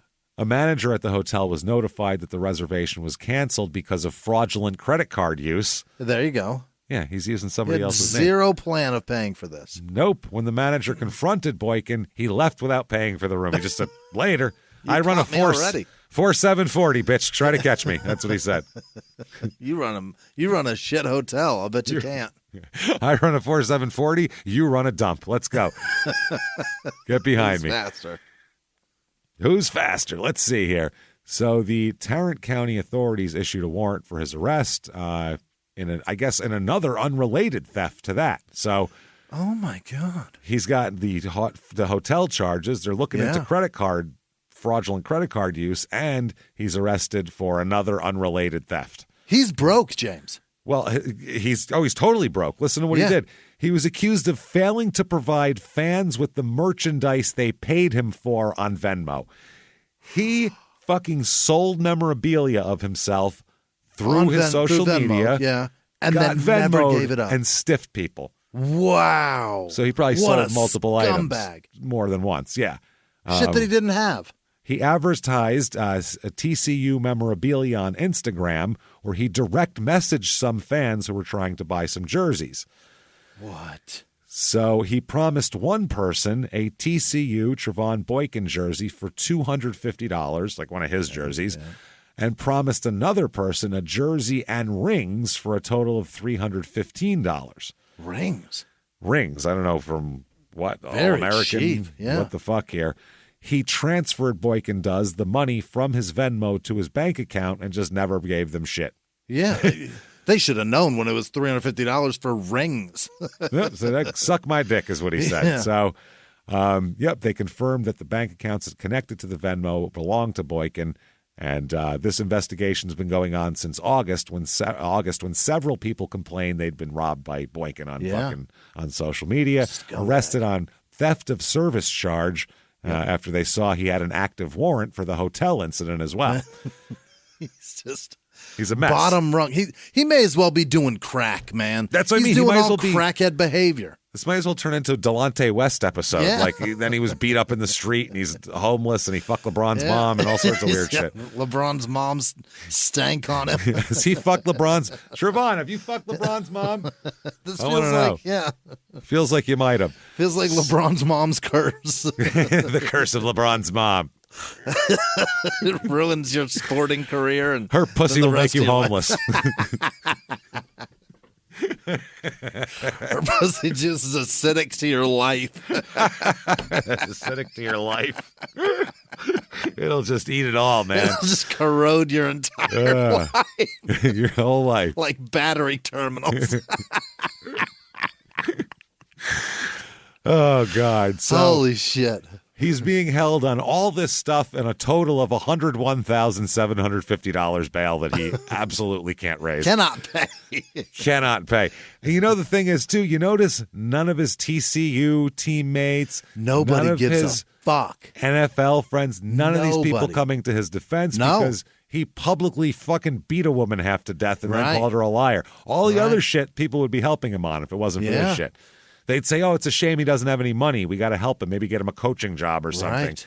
This, they're like, fuck you. This looks bad, especially in 2019, 20. Yeah. Modern Ray times. Rice is over. Yeah. Yeah. This very, very public beatings have occurred, and nobody has any sympathy for anybody who's suffering the consequences of that. No. If you're seen on video doing anything harder than a soft caress, you're Ray Rice. That's it. Yeah. People just go, Ray Rice, because that's what you're connected to that. So and his life is destroyed. And he deserves it because he actually beat this fucking woman half to death. So he ends up pleading guilty in February of 2020. He's going to have to plead guilty. February 26, 2020. If he waited a few more weeks, he could have had this delayed for years.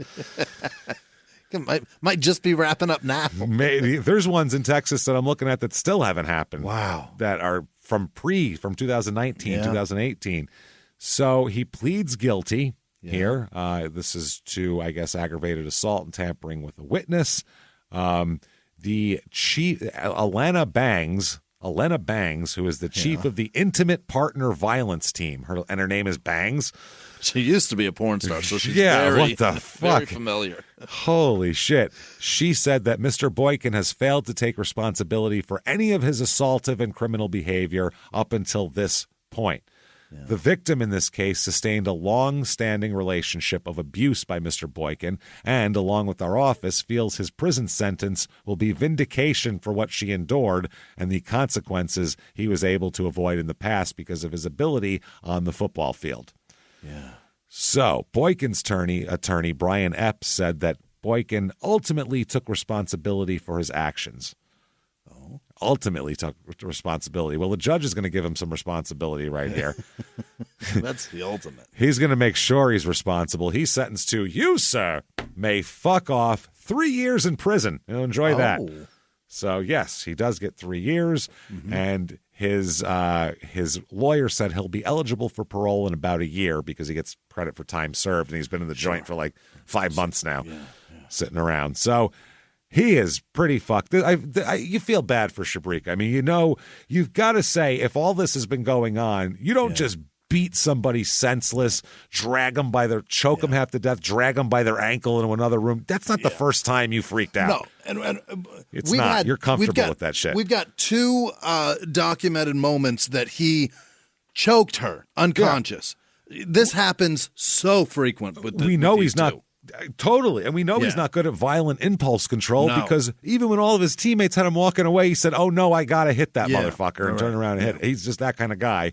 So, I mean, I feel bad for her. I really do. But not nearly as bad as I feel for Trevone Boykin, general laborer at Southern Nature Products in Statesboro, Georgia. Oh, no. This guy makes minimum fucking wage, has a brutal life, probably a physical job, and people are like, did you beat your fucking girlfriend half to death and suck as a quarterback? No, I didn't, okay? He has to be married and in a very stable relationship, because if he's on any app and any woman fucking searches him, he's getting no swipes. You better be a white Trevone Boykin, or else people are going to be like, man, it's probably him, you know what I mean? Unless you're a blonde suspect. guy. Yeah. Trevone Boykins, close enough. Dietary aide at Healthcare Services Group, Inc. in Raleigh-Durham, North Carolina. And, of course, Trevone Boykin, senior full-stack innovation engineer, cybersecurity engineer, generative AI specialist, prompt engineer, FAA-licensed commercial drone pilot who looks like he works for Nike and went to Morehouse College. FAA licensed. He's a fucking pilot. He's got a pilot's license. For drones? That's crazy. I guess so. So January 18th, 2023, Trevone's out of jail. He's out of prison. He got out a little while ago. He's been keeping a low profile, which is good. He signs a contract with Galgos de Tijuana of the Mexican Liga de Futbol Americano Profesional. Oh, they are going to kill him when he punches a woman. Either that or they're going to go, yeah, and shoot fucking, it's Tijuana. I'm not saying all of Mexico's like, Tijuana's a thing like, get a donkey on her, fuck yeah, like they don't care down there. Tijuana's fucking insane. He's playing for the Three Amigos guy. El Jefe. El Jefe. Coach El Jefe over here. So, he is. It's the Galgos de Tijuana. He's playing for Tijuana. Come on, man. They're like Mexico City or so. Tijuana? Yeah. Jesus Christ. I think they just throw a chicken. I think the ball is maybe a chicken, just a plucked chicken. Just throw it. In overtime, it goes live. It's a live chicken. Makes the game it's the most exciting overtime in all of football. I'll tell you what.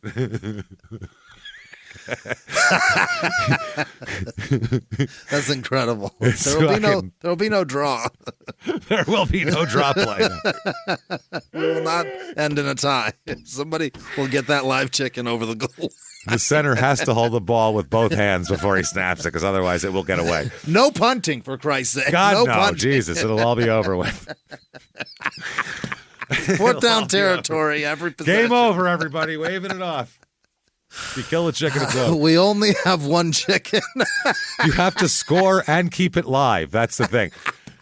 What they do is you cross the goal line, and then they check the chicken for vitals, and then they make the touchdown sign, and you win. And that's how if it goes. It dies, you are all shot. Yeah, it's sudden death overtime. Someone's going to die. A chicken, the whole team, you never know.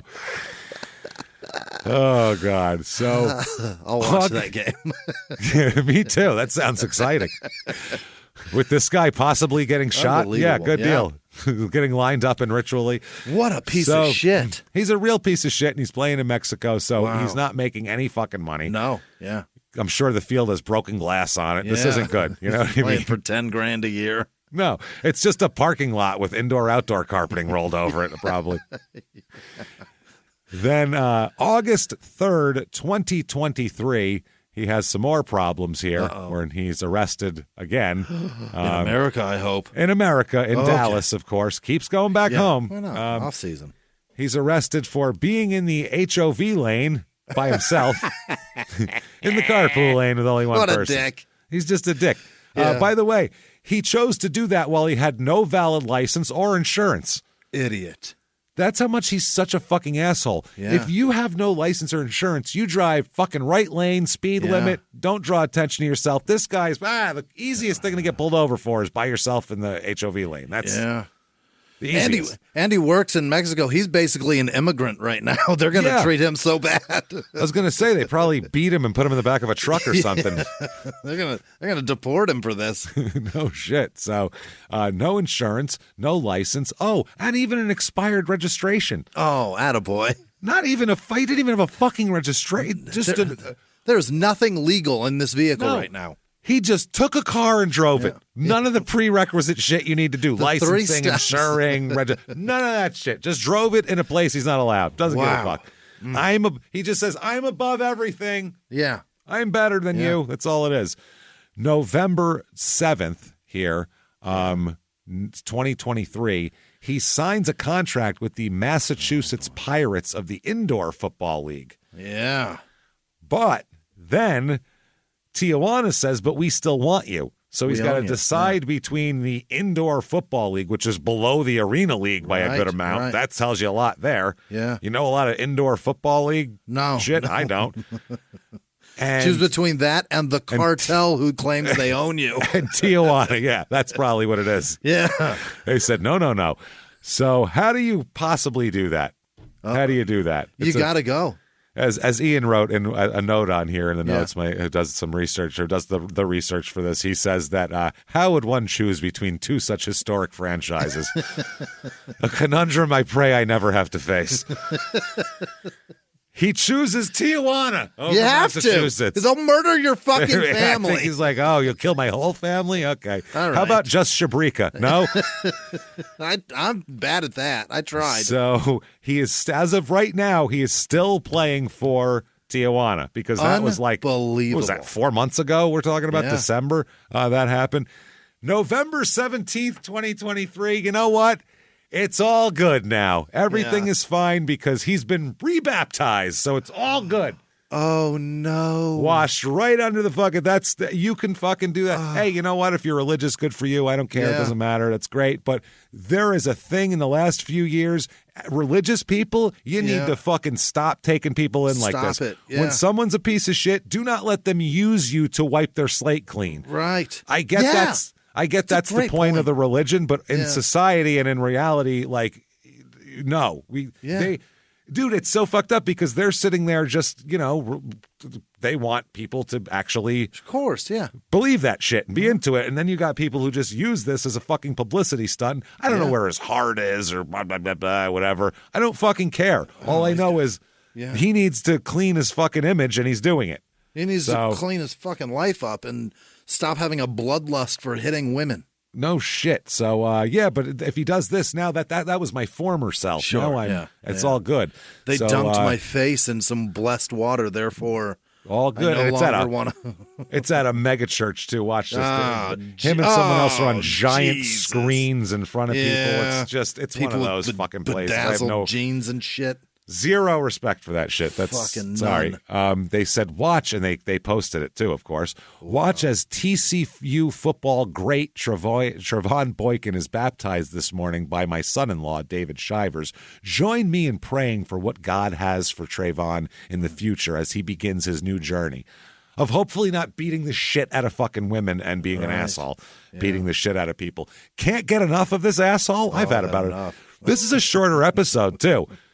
Yeah. He hasn't been around that long. He's only fucking 30. There'll probably be more for him later on. We'll get another hour and fucking 40 out of this guy later. Yeah, it's shorter, but Jesus Christ, such an asshole. You can't just not do it. So he's going to kill somebody, right? It seems like it. He's going to do something. I don't believe this.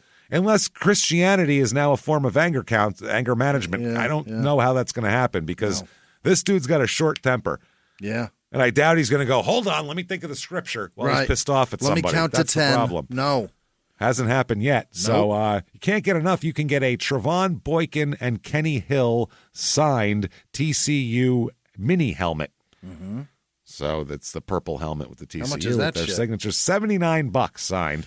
Wow. It's $99 without his signature on it. So, Really? No, that's a joke. you can download some court paperwork that he's signed and get. I got tons of that. Yeah. Lots of court papers if you want those. Yeah. Then also you can get a Trevone Boykin number 2. That's his jersey number. Oh, signed. really? Oh yeah, he's number 2. He's a piece of shit. Piece and of shit. Number 2. Wow. Number 2, baby. He couldn't have been any better. Well Keeping done, it all sir. classy. Well done. Trevone. I've changed my opinion on you. You're a You genius. can get his signed Horned Frogs jersey here. Yeah. And this is not from him, so it might actually come in the mail. Yeah. He might actually do it. It's from somebody else. $125. Wow. So that Should isn't we one of get his it? game ones. We probably should because we Is got it the signed? Michael Richardson. It's signed. Maybe we get it. I think we'll get it for the studio. Yeah. Maybe we get it and we throw giggle things about at it? Yeah, and throw darts at it. Throw and giggle burritos about at how it? He doesn't even. He probably has no idea that he's such a piece of shit. And No. maybe he subliminally chose number 2. He just knows he's a piece of shit. Yeah. And you people out there, you should certainly let him know about it, though. Yeah. You should let him know that he has been made fun of. Just say, "Hey, number 2." Because he's an egotist, and I have a feeling Yeah. he would listen to this. And that's Yeah. what's funny, because he Yeah. would not like it. No, he'll At be all, furious. which And is hilarious. He's going to be so mad when he finds out that we're in Texas this year for a live Yeah, show. that's He fine. can't Come on 'cause it's down. sold out. You can't go. Yeah, you can't go, buddy. Sorry. Yeah. So that's that. That's Trevone Boykin. And just a real asshole. Yeah. And with plenty of time. He's got 40, 50 more years he could be an asshole Yeah. for. I don't We're see gonna that have to- slowing down. We're going to have to put up pictures around that fucking theater. I just thought of something, but yeah, don't let this man in. See a guy who runs about a 4.7 40. Keep him out. I just thought of something, though. What would be your reason for wanting to play in Tijuana over Massachusetts? Women? What? Oh, look, if he you loves play for the drugs. football team, and all that thing, how hard is it probably to get arrested down there by the Yeah, Mexican yeah, it's police much- if you got $50 in your pocket? Yeah. In Tijuana. And it's much easier to get drugs, and he's obviously loves drugs. Drugs, ladies, Yeah. if you fucking knock a couple of them around. Punch a couple, nobody you cares. just stuff a fucking 20 in her shirt and Yeah. she'll fucking stumble off to the hospital, Yeah, and that's yeah, fine. yeah. I think that's it. Whereas in Massachusetts, it's still frowned upon to do shit it's like certainly looked at unfavorably. So, that's it. So do that. If you like the show, rate, review, tell Trevone Boykin, do whatever you got to do. It's a lot of fun. Trevone, you stink. You suck, Trevone. You are a real number 2. So certainly follow us on social media. We are at Crime and Sports on all their major platforms there. Follow us there. Website, shutupandgivememurder.com. Yeah. Tons of merchandise, everything from coffee cups to skateboards and everything in between. You name it, it's there. Yeah. Get your merch, all sorts of shit on there. You can also get your tickets for live shows to come see us do Small Town Murder Live, because they're a lot of fun. So get in there and check those Unbelievable out. shows. Patreon.com/crime and sports. That's where it's at right there, You bet. everybody. Anybody $5 a month or above, which is a mere cup of coffee. It's very affordable. Yeah, think about a cup of coffee when you're done. What if it was a mediocre cup of coffee? You Yeah. could have had so much. You could have had a couple of 100 back episodes of funny shit and Instead you new get the shit. Tangy aftertaste. Damn it. Instead, it just tastes like water with Yikes. old coffee grounds in it. No Ugh. good. You could have got Patreon. You could have got all those back episodes, new episodes every other week. One Crime and Sports, one Small Town Murder, and you could have had it all, everybody. This week, what you could have had and what you will have, because you're going to choose this over coffee, because you're smart people and we know you. We know you're good people. You could have the trials and tribulations of Hulk Hogan for Crime and Sports. Never actually really in trouble legally, but his kid certainly was, because he killed a guy. And he's had all sorts of other problems, the Gawker thing, the Bubba the Love Sponge, the sex tape, the screaming the N-word, all this crazy shit. He's had a lot of stuff many going bad on. things. And we've touched on different things in different episodes. We're going to cram them all into one here. Just talk about that. And also just some quotes from wrestlers about what a fucking bad guy he is. Because about 3/4 of wrestling really fucking hates him. Really? So unless he personally helped them and got them a job or something, they don't like him, most people. No. So we'll talk all about that. Very funny when wrestlers are pissed at someone. It's like when a comic's mad at somebody. They say vitriol. Vitriol. Yeah. And then for Small Town Murder, we're bringing back a classic we haven't done in a couple years, and I've been asked incessantly about it. So you want it, you got it. Small Town Festivals we're going to do again. Talk about some weird shit that goes on out there in the world. There's a lot. Yeah. It's some strange stuff. We'll talk about it. It'll be so much fun. And you'll get, if you subscribe to this, not only will you get all these episodes, you're going to get a shout out. Oh, you bet. When do you get that shout out? Oh, right now. Right motherfucking now. Jimmie, hit me with those names like I wouldn't let you look at a text on my phone. Let's do it. This week's executive producer are Donnie Jones, Brian Laurette, Paris Rowe. She got a new job. Congratulations, Paris. Kyle Norweg and Vanera Boone. Thank you. I think it's Boone. It's B-U-N. It's probably not Bun. Vanera, thank you for you're an angel. Thank you so much. Thank you. Other producers this week are Peyton Meadows, Patrick Fitzgerald, and Gerald Fitzpatrick, James. The best combo in the business. Jesus, the Irish are coming strong here. Joseph Armstrong in Wheeling, Virginia. He was very excited about that episode. Sophie Content. No, that's not careful, right. Jimmie. Careful with your tongue. And Sophie, thank you. Mm-hmm. Jim Ignatowski. Oh, Reverend Jim. Eric Sass and Janice Hill. Thank you all. Truly. Other producers this week are Kelsey Duncan, William Plummer, Chrissy Warren, Tammy Beaver. All right. Imogen. Imogen. Danielle with no last name. Kelly Backman, Acacia Holyfield, Tyler Kamek, Ryan Anderson, Jason Campbell, probably not that one. Wendy White, impossible to be that one, really, right? Isn't he dead? No, Jason Campbell, that was a quarterback. Yeah, quarterback for the Redskins, number 17. I hope that guy is part of this. Laura Pence, oh boy. Christopher Sanchez, Anna Kay, Carla Ramirez, Tyler Lafferty, Kyle Cox, Rachel Helton. I hope that's Todd's kid. Ramonda Dawn, Ramonda. Elizabeth Murray, Ham Slammer. Ew, what? Jesus Christ, man. Okay. Kristen W., Tina Sheets, Rick Smith, Victoria Guthrie, Carrie Jackman Gordon, Nora, and Larry the guide dog. That is fucking amazing. If Larry is your guide dog, that's fucking adorable. Thank you, Nora. Awesome. Myra Nash, Shayna Hemwall. What? Jackson Rowe. What did I just say? Hemwall? What? That feels dirty. Karen Benjamin, Abby with no last name, Christopher Oglesby,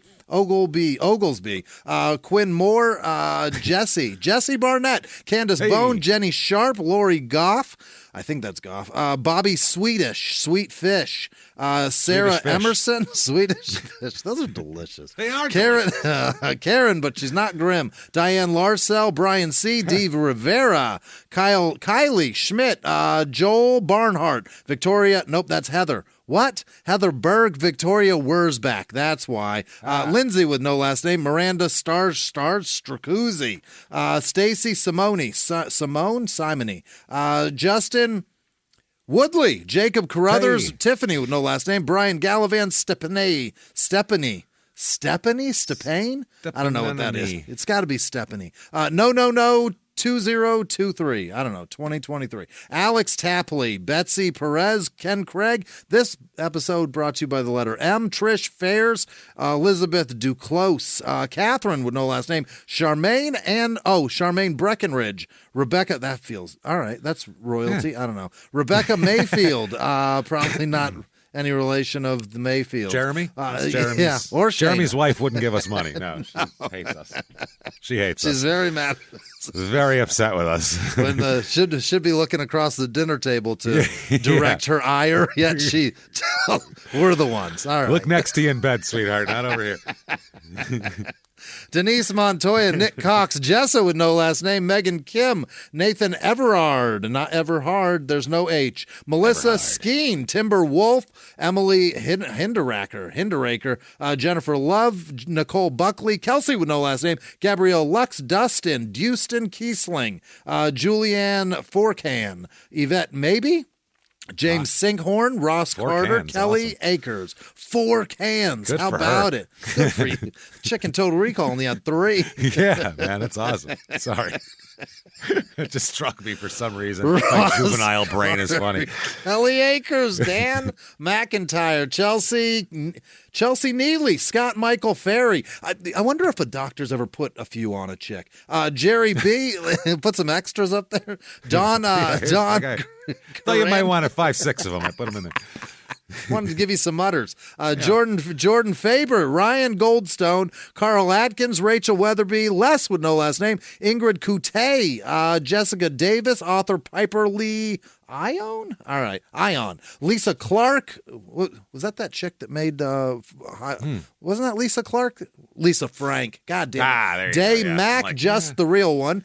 Jonathan Duarte, Carla Taylor, Catherine Mazzaferro. Mazzaferro. Lee Arnold. Hey. Yeah, it feels like a song. Yeah. Meredith Bryan, Veronica Horton, Daniel, Cover Rubias, Mark Daigle, Joey Goodman, Scott Deslarroyes. That guy's on where is he? I've seen that name. Zach Vandenboom. He's on social media somewhere. Where is that guy? James Cormany, Nate Assman. Well, good for you. Teddy Nice. Middleton, Megan Warren. That's a cool name. Good for you, pal. Brendan Hawkmuth. The Pamster. That's fun. Laura with Hey. no last name. Sarah McCormick. Adrian Duhanchik. Duhan chicks. Adrian, she's doing chick. Hey, good job, Adrian. Chris Garavito, Tamara Carrington, Carrington, Fawn Grooms, Andrew Cheadle, Chris, no last name, Kyle with no last name, Noel Dawkins, Loey Lusk. That's a wow. Loey? Is that a real name? And all of our patrons, you guys are unbelievable. Thank you so much. Thank you, everybody, so much. You wonderful, wonderful bastards. We appreciate the shit out of all that you do for us, hanging out with us all this time. Patreon, everything. Thank you so much here. You want to follow us on social media, real easy to do. Shutupandgivememurder.com has the links to all of it, so come hang out with us and see what dumb shit we're up to. That said, thank you for listening to this crazy-ass episode with this complete asshole. What a piece of shit. What a piece of shit. And live from the Crime and Sports Studios. We'll see you next week. Bye.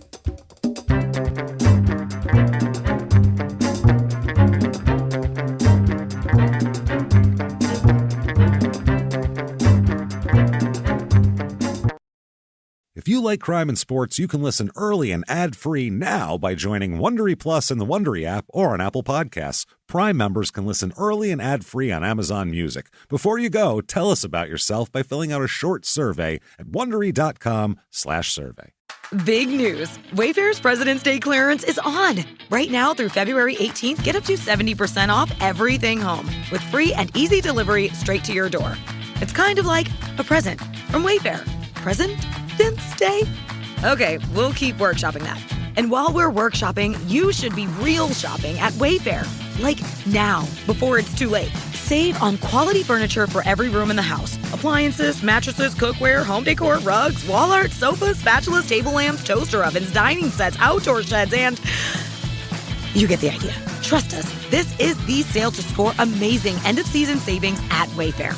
And the bow on top of Wayfair's President's Day deals? Free and easy delivery straight to your door. Now that's a present.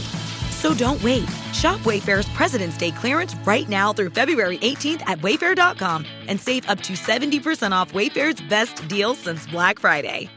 Wayfair, every style, every home.